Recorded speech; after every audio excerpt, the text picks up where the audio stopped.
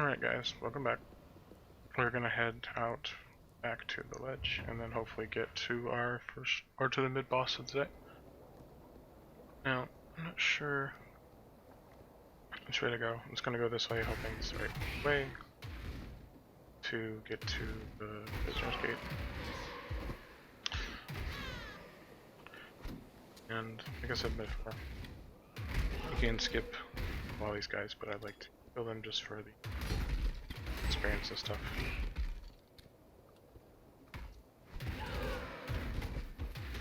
So I wanted to mention, I wanted to talk a little bit about the game and the things that I think are really positive. Oh, I think this is the wrong way.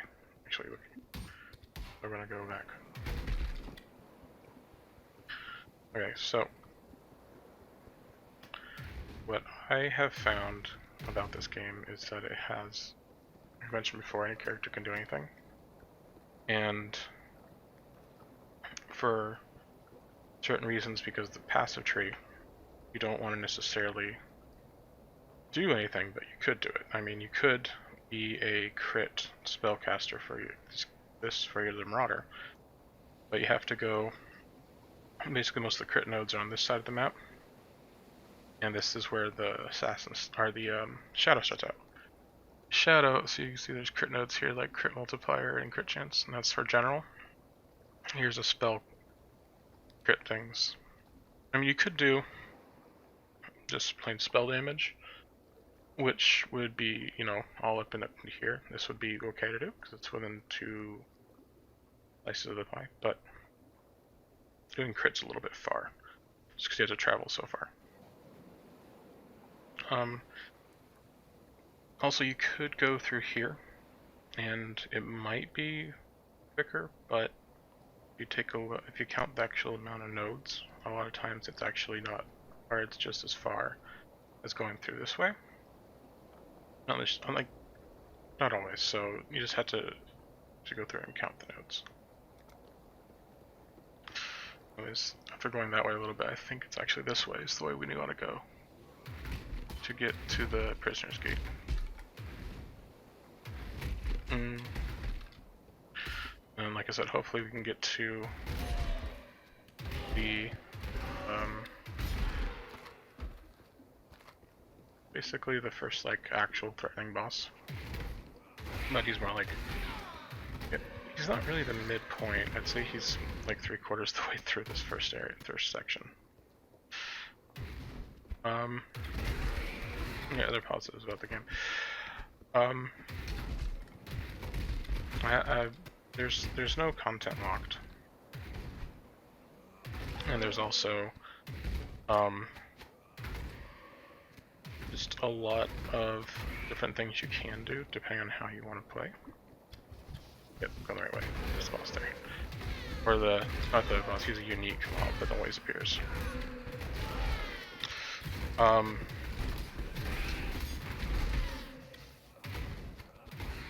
Shit. I mean, crap. So, other than doing lots of builds and no content being locked out, there's also just kind of like the ambiance of the game.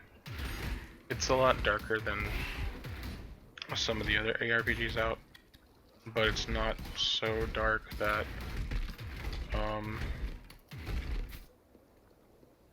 it might be grotesque. Although some places are pretty bad, but I don't know, it feels like a good kind of dark shadowing or dark features to it.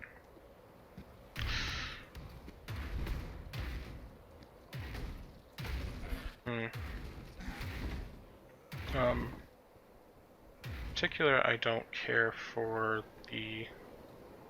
this as much, but I do kind of like the inventory Tetris, but it's not really a big deal, just because you could always carry with you these portal scrolls, which you do see quite often. Okay. Also, like I mentioned in the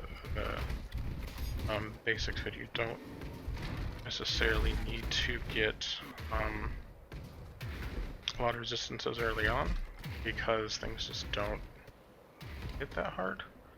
So survivability, even if you have basic gear and basic armor for a while, is fine. It's only till after Act 5, when you beat the boss there, that you need to really kind of pay attention to stuff, because you will die, and often. It's another point where having lots of health, which this character exceeds in, will allow you to not bypass resistances, but it will allow you to take damage and basically be able to live a little bit longer, so that way you can basically continue fighting to try to kill them if you do not have the amount of resistances you need. Although I will try to get some. I will try to get them. Let's see. The other thing I like about this game, it's not too easy. And that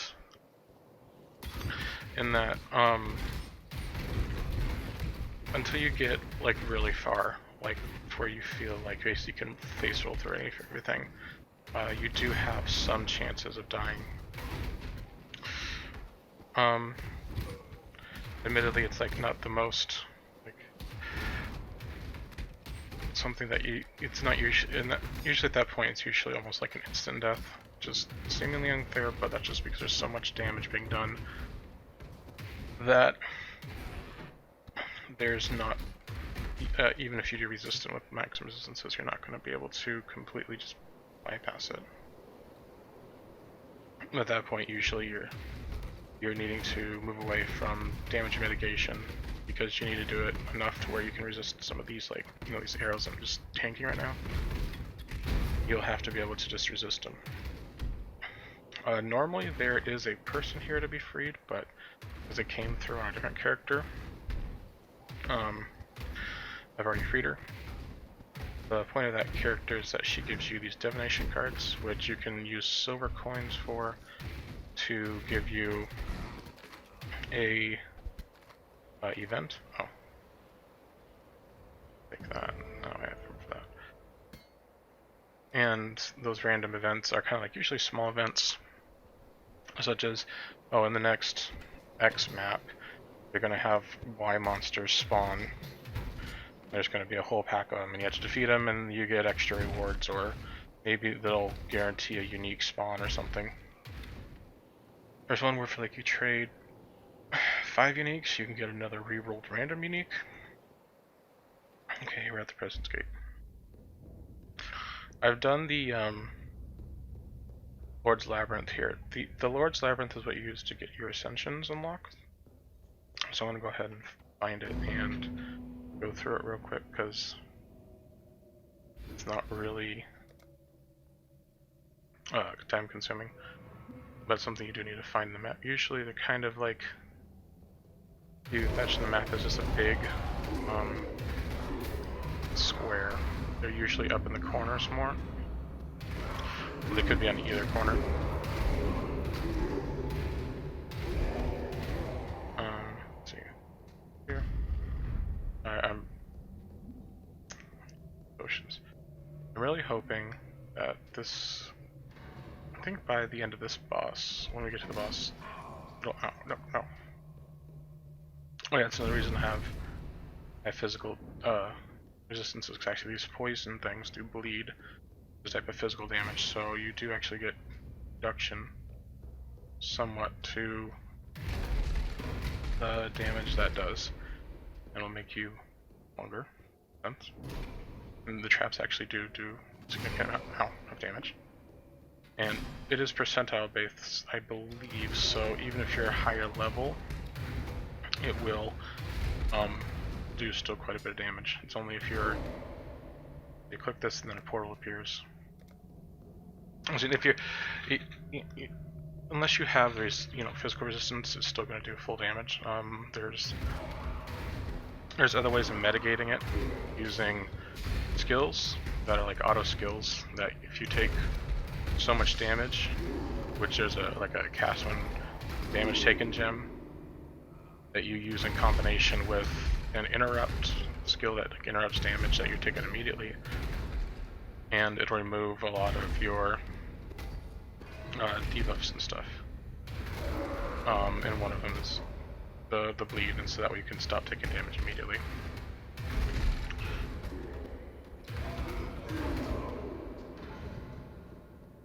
But you can't rely on it because then the bleed will immediately start taking over again. So you kind of gotta try to get out of it as quickly as you can.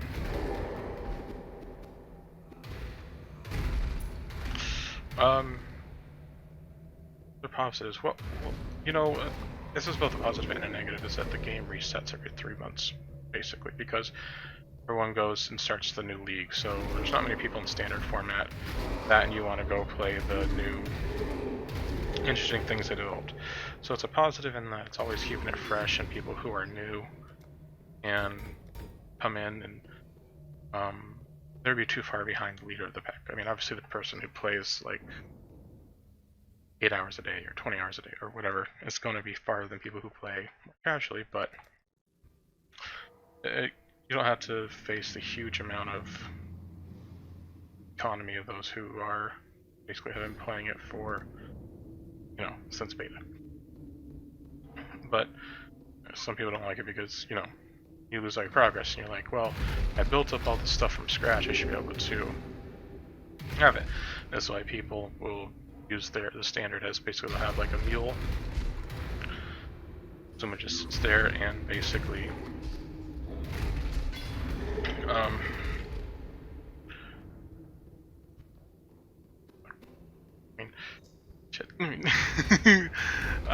someone just sits there and just gathers the items up.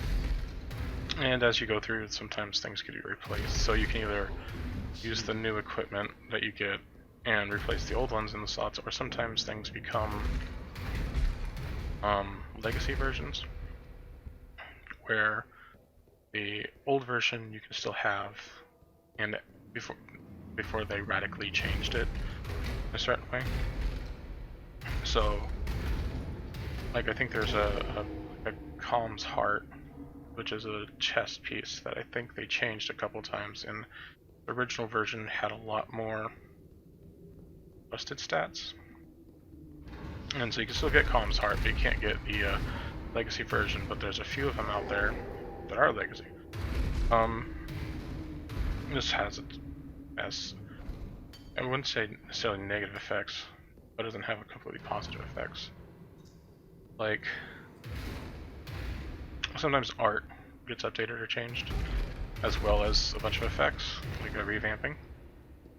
And so you may be like, oh, I like this art, but don't like the stats. And if you're just like a completely stats person, you don't care. You just want the better gear. Other people just keep it for collector's value.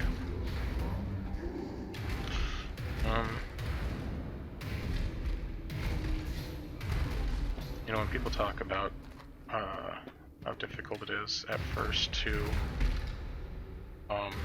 talk and play the game, not joking.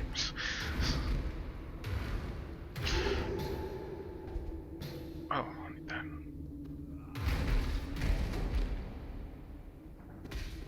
Let's change this. Switch that. Get this.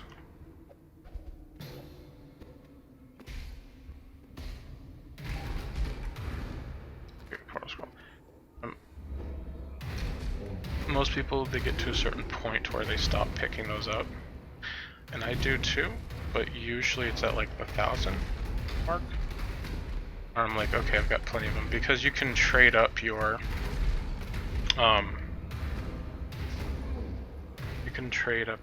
your currency to higher tier currencies, which you use for crafting. But you may not, but it costs a lot basically, because you go from scrolls identification to portal scrolls to... I forget the next ones. I don't have it. Okay. I'm going to stop there. Next time I'm going to beat the boss, and then we're going to go from there and try to get to the last boss. Hopefully I can get it fast. If I get the movement skill, it's much easier to do. Alright, see you in the next video. Bye-bye.